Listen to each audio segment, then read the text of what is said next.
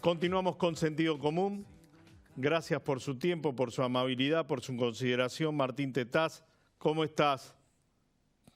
Buen día, ¿qué tal Alejandro? ¿Cómo te va? Muy bien, muy bien. Martín, ¿cómo termina este proceso económico? Porque la verdad no le veo salida, por más que pueda venir otra ayuda del Fondo Monetario. ¿Cómo termina? Porque no hay confianza, porque no hay credibilidad, porque no se sabe lo que viene. Bueno, vos lo estás contestando en la pregunta, ¿no?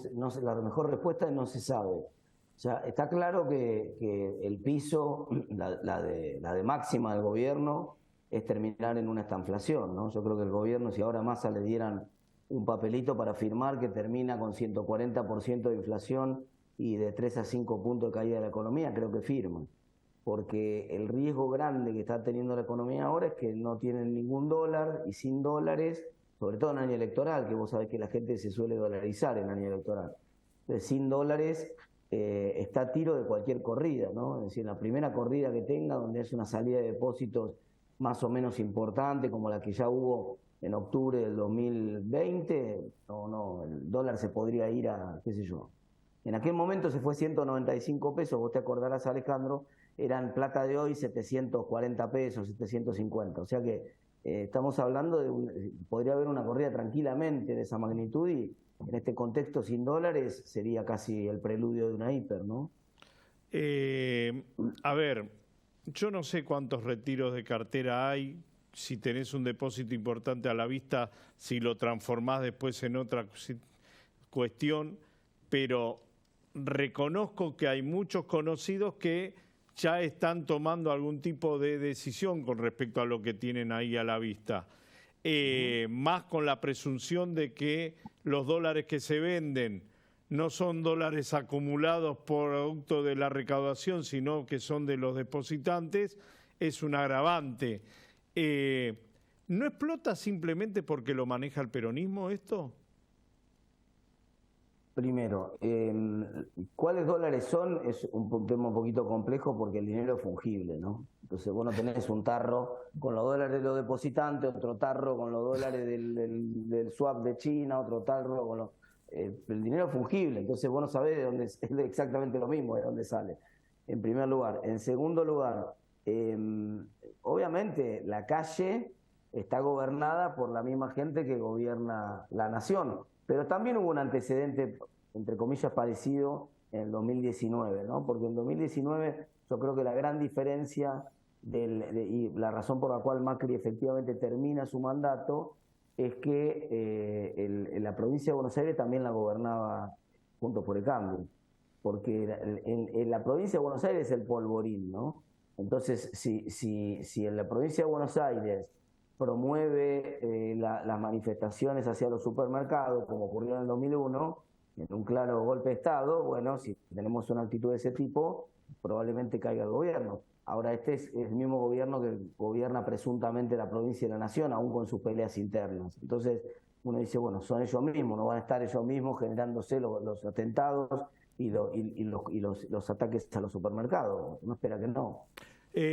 Vos diste en la tecla sobre otra pregunta que te iba a formular, que es que lo que uno está observando como analista, tomando en cuenta algunas decisiones, es que Juntos por el Cambio no entiende la importancia que tiene para el futuro político de la propia fuerza una victoria en la provincia de Buenos Aires. Y al no entenderlo, provocan internas, peleas, faltas de consenso que van a terminar provocando la continuidad de un gobierno peronista, más allá de cuál sea la definición final sobre el candidato a presidente. ¿Vos observás lo mismo o tenés otra mirada? A mí me preocupa exactamente igual que a vos y la cuestión de la provincia de Buenos Aires, un poco también por lo que te decía recién, ¿no? Porque cuando uno mira la historia, Alfonsín tuvo muy complicado su final, en esencia, porque no manejaba la provincia de Buenos Aires desde el 87 en adelante. Dualde de la Rúa nunca pudo gobernar correctamente y la crisis se lo llevó puesto porque no gobernaba la provincia de Buenos Aires y como te dije recién, creo que una de las razones que ayudó a Mauricio Macri a terminar fue justamente que gobernaba también la provincia de Buenos Aires. Entonces la provincia de Buenos Aires es clave, pero también es clave por una cuestión electoral. Es muy importante la secuencia de las elecciones. Si vos tenés el balotaje, como va a ocurrir después de la elección de la provincia de Buenos Aires, te puede pasar el efecto contrario del que le pasó a María Eugenia en el año 2015. Vos recordarás, Alejandro, que después de aquella elección, primera vuelta, que ya había ganado María Eugenia, bueno, un poco los intendentes peronistas del conurbano no jugaron a fondo el balotaje, porque sabían que después iban a tener que negociar y gobernar con María Eugenia, entonces tampoco se ponía la chance. Entonces ahí me parece que eso cambia mucho el panorama ahora. A mí me preocupa mucho y me parece que el gobierno está aprovechándose de eso y jugando un poco con el tema de si desdobla o no desdobla Kicillof, y que nosotros quedamos un poco atrapados en la interna presidencial del PRO y eso nos afecta, por supuesto. ¿Se hablan estas cosas internamente? ¿Hay por lo menos alguna reunión periódica? Vos representás a Evolución de la provincia de Buenos Aires, Maxi Abad representa a Adelante Radicales, Gustavo Pose representa a Gustavo Pose. ¿Hay algún ámbito donde ustedes se junten y digan, che, miren, en este lío podemos provocar la derrota de la provincia de Buenos Aires? Bueno, claro, se conversa permanentemente. Lo que pasa es que ese ámbito que vos reclamás o preguntás no es un ámbito donde estén todos al mismo tiempo. Entonces, las conversaciones son bilaterales, ¿no? Y en esas conversaciones bilaterales uno puede acercar la preocupación, incluso la preocupación puede ser comprendida, pero como te decía recién, hay una situación, si querés, donde predomina la interna presidencial. Entonces, en esa situación donde predomina la interna presidencial, la elección provincial lamentablemente pasa a un segundo plano. Debería estar en el primer plano, pero no lo está. ¿Te ofrecieron la candidatura a gobernador? No, eso es algo que el espacio político nuestro está reclamando y que quiere que eso se concrete, pero también nosotros necesitamos que sea competitiva la elección. Si vos tenés una elección donde, como debería haber sido, como la del 2015, donde van todos los candidatos a gobernador del espacio con todos los candidatos a presidente, seguramente el espacio político mío me va a pedir que sea yo el candidato, como me lo viene pidiendo.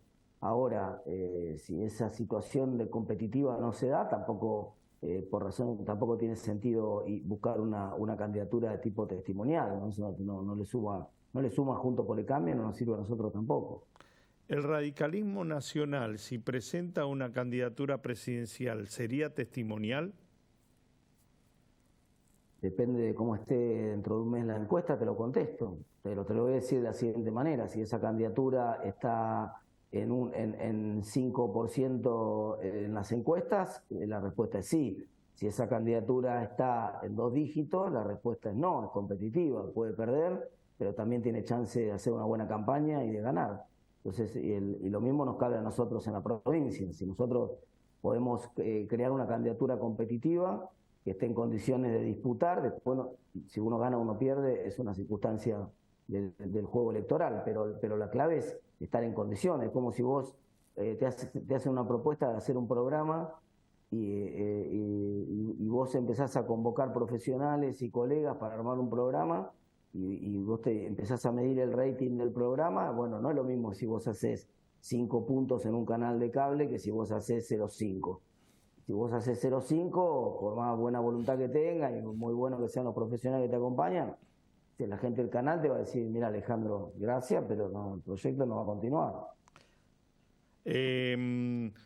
Lo último, Martín, cuando vos recorriste hace un mes aproximadamente, sacaste un TikTok muy impactante con respecto al IOMA.